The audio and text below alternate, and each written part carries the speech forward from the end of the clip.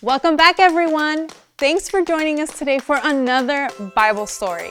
We have a great story today as we wrap up Jesus' life here on earth.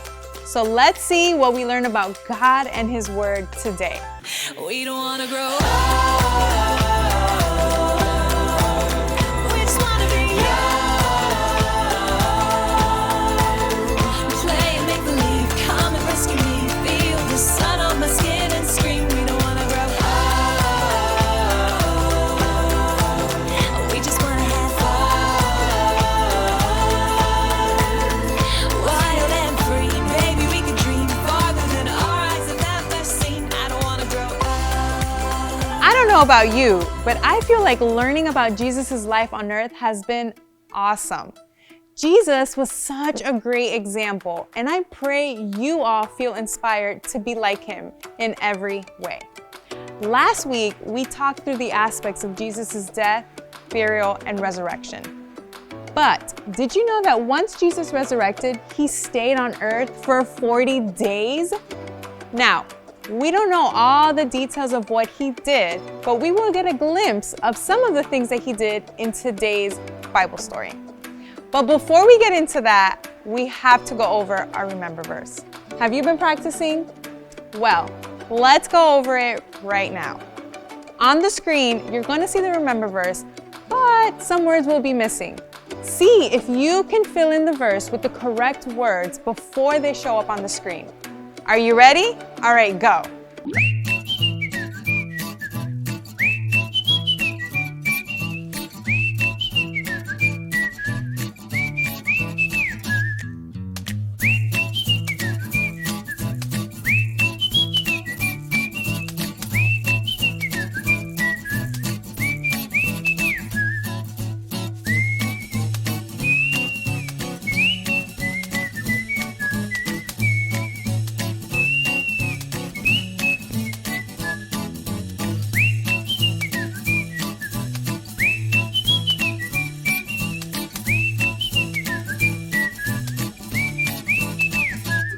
All right, so how did you do? Let's go over it together. But God loves us deeply. He is full of mercy. So he gave us new life because of what Christ has done. He gave us life even when we were dead in sin. God's grace has saved you.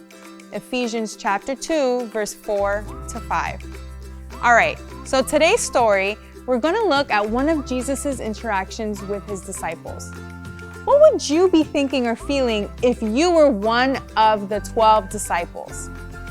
Do you think any aspect of your life would change? Think about it. Someone you knew, someone you walked with, talked with, died, was buried for 3 days, and then came back to life. It's wild to even think about, right? Let's see what the disciples did after Jesus' death.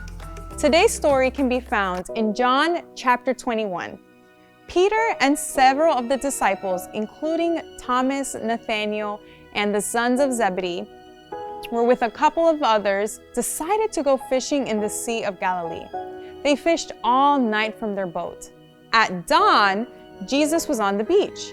He called to them, "Have you caught any fish?" "No."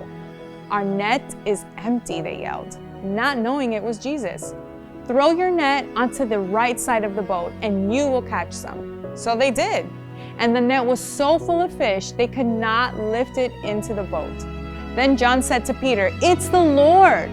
When Peter heard that it was Jesus, he jumped into the water and swam for him. All of the others stayed on the boat to pull the fish to shore. They had caught 153 fish. When they got there, they found that Jesus had prepared a breakfast of bread and fish over a fire. "Bring some of the fish so we can cook it too," Jesus told them. After breakfast, Jesus asked Peter, "Do you love me more than these others do?" "Yes, you know I love you," Peter replied. "Then feed my lambs." Jesus asked again, "Peter, do you love me?" "Yes, I love you," Peter replied. "Take care of my sheep," Jesus responded. Then Jesus asked Peter the same question a third time. Peter was hurt that Jesus kept asking him. He said, "Lord, you know everything. You know I love you." Jesus said a third time, then feed my sheep. So after Jesus comes back from the dead, the disciples go fishing? What do you think about that? Do you remember what some of the disciples were doing when they were first called by Jesus? Fishing! The disciples go back to the thing they did before Jesus. I wonder why. They probably didn't know what to do. Why do you think Jesus performed a miracle to help the disciples catch all those fish? I think Jesus had to do something to remind the disciples about their first interaction with him. When they were first called, Jesus helps Peter and his brother catch a ton of fish. I love this special moment Jesus had with them. He's on the beach having breakfast with them. Think about it. If you were Peter, how would you feel being around Jesus? Remember, Peter denied knowing Jesus not once, but 3 times while he was on trial. He probably felt some guilt, sadness, and some anticipation. He was probably just waiting for Jesus to say something. Isn't it interesting how Peter denies Jesus 3 times, and Jesus asked him 3 times if Peter loves him? Now, instead of Jesus being mad at Peter, what does he do? He tells him to take care of his sheep. Jesus calls his followers sheep, and he calls himself the shepherd. That means Jesus wanted Peter to take care of his people. That is a big task. How do you think Peter felt? I'm sure he felt both undeserving and special. Jesus was basically telling Peter that he was going to be the leader of the new church. Jesus was instilling the mission to his disciples once again. You see, while Jesus is on earth, he is fulfilling God's mission, training and teaching the disciples. Now, Jesus is going to heaven, and he tasks his disciples and us to complete his mission. Now we have the opportunity to do the mission of Jesus, to love people, to serve people, and to tell people about God. All right, how much of the story do you think you remember? I'm going to ask you some questions about the passage that we just read. See if you can answer correctly before I say the answer. Are you ready? All right. Who was named as being at the beach along with Peter? We have Thomas, Nathanael, and the sons of Zebedee. What time of day was it when Jesus came on the scene? It was dawn, like right at the crack of dawn, early morning. How much fish did the disciples catch? 153. What is the last thing Jesus told Peter to do? He says, feed my sheep. All right, how was your memory? Were you able to remember the aspects of the story?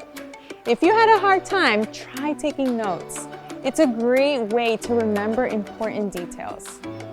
All right, now let's get up, stretch out a little bit, and let's sing some songs. This song is called Be Careful Little Ears.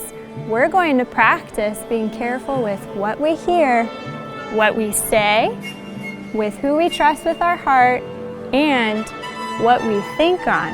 Now you try. Oh, be careful, little ears, what you hear. Oh, be careful, little ears, what you hear. For the Father up above is looking down in love. So be careful, little ears, what you hear. Oh, be careful, little tongue, what you say. Oh, be careful, little tongue, what you say.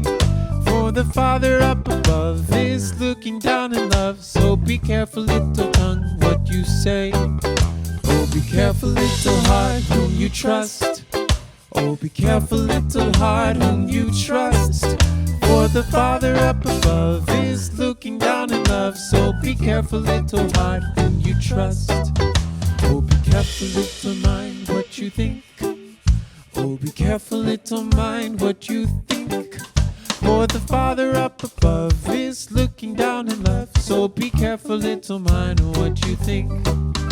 Oh, be careful, little ears, what you hear.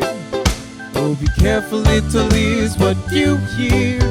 For the Father up above is looking down in love. Be careful, little ears, what you hear. I am so glad you joined us today, guys. I had such a great time learning about Jesus' ministry here on earth. Now we have the opportunity to learn how to fulfill Jesus' mission in his absence. If you want to find out how to do that, come back next week. Bye.